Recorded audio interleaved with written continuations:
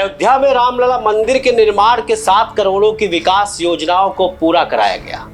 पिछले दिनों पीएम मोदी ने 15,700 करोड़ की योजनाओं को लेकर तमाम बड़ी बड़ी योजनाओं का शिलान्यास भी किया। अयोध्या में भव्य स्टेशन यानी रेलवे स्टेशन का विश्व स्तरीय निर्माण भी कराया गया। साथ ही साथ अंतर्राष्ट्रीय हवाई अड्डे का विकास भी कराया जा रहा है।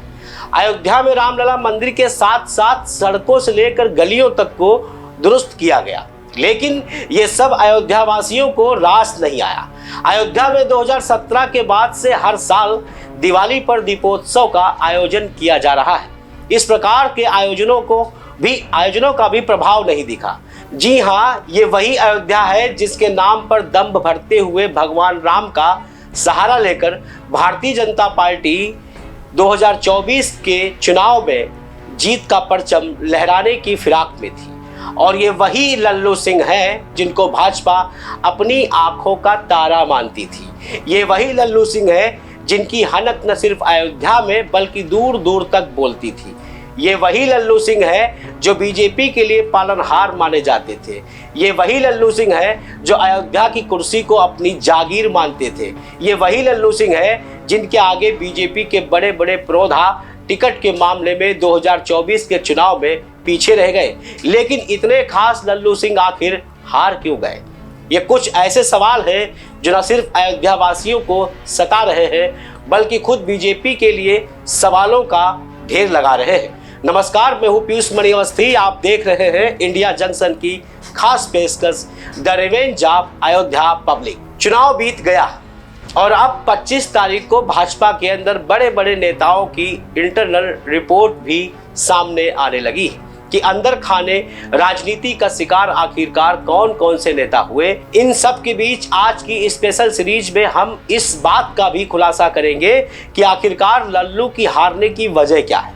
अयोध्या में विकास करना कोई काम नहीं आया, क्यों? लोकसभा चुनाव 2019 के बाद अयोध्या पर सुप्रीम कोर्ट का बड़ा फैसला आया। इसके बाद पीएम नरेंद्र मोदी ने 5 अगस्त 2020 को रामलला के मंदिर की आधारशिला रखने अयोध्या गए। कोरोना के खतरे के बीच रामलला मुद्दा देश भर में गरमाया। 22 जनवरी को इस साल रामलला की प्राण प्रतिष्ठा हुई। इस समारोह में भाग लेने पीएम नरेंद्र मोदी पहुंचे थे। उनके साथ साथ देश भर के विशिष्ट लोगों का यहां आगमन हुआ। हालांकि विपक्ष का कोई भी नेता इस कार्यक्रम में भाग लेने नहीं आया। इस पर खूब राजनीति हुई। इसके बाद भी फैजाबाद सीट पर कोई असर नहीं पड़ा। तो अब आप ये जान लीजिए कि आखिरकार इतना कुछ होने के बाद बीजेपी ने भले ही राम मंदिर का मुद्दा उठाकर इसे केस करने की कोशिश की, लेकिन नतीजा सफर ही रहा। इसके कई कारण हैं कि लल्लू अपनी सीट नहीं जीत पाए। लल्लू सिंह के खिलाफ क्षेत्र में एंटी इनकम्बेंसी थी। लोगों की नाराजगी उनके क्षेत्र में मौजूदगी को लेकर थी। उम्मीदवार से लोगों की नाराजगी उन्हें ले डूबी। उम्मीदवार के प्रति यह गुस्सा लोगों के अंदर बदलाव के रूप में उभरने लगा।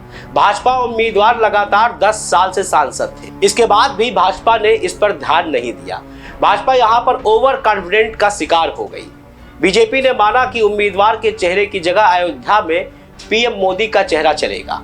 यह सफल नहीं हो पाया। लल्लू सिंह पर क्षेत्र में जमीन खरीद और फिर से ऊंचे दामों में बेचने का आरोप लगा। दरअसल राम मंदिर पर फैसले के बाद जमीन खरीद बिक्री का मामला जोर शोर से उठा था।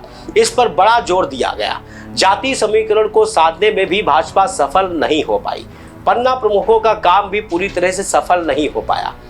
अखिलेश यादव इस सीट पर पिछड़ा दलित अल्पसंख्यक यानी पीडीए को एकजुट करने में सफल हो गए।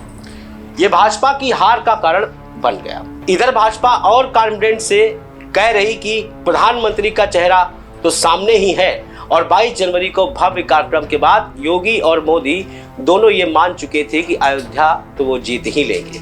साथ ही साथ अयोध्या के माध्यम से हिंदुत्व की हवा बहाकर पूरे देश में 400 पार का वर्चस्व भी कायम कर लेंगे। लेकिन इंडिया जंक्शन की इस सीरीज में हमने आज आपको दिखा दिया कि आखिरकार ये जनता जनार्दन ये सब कुछ जानती है और शायद इसका खामियाजा न सिर्फ लल्लू सिंह को भुगतना पड़ा बल्कि लल्लू सिंह के जरिए पूरी बीजेपी को शर्मसार होना पड़ा। अब 25 तारीख का इंतजार है कि आखिरकार लल्लू क्यों हारे, इसका खुलासा भी हो जाएगा। आपको इंडिया जंक्शन की ये खास सीरीज कैसी लगी? अपना फीडबैक हमें जरूर दीजिए। हमारे चैनल को लाइक, शेयर एंड सब्सक्राइब करना ना भूलें और देखते रहें इंडिया जंक्शन। खबरों से जुड़े रहने के लिए सब्सक्राइब करें हमारा चैनल इंडिया जंक्शन।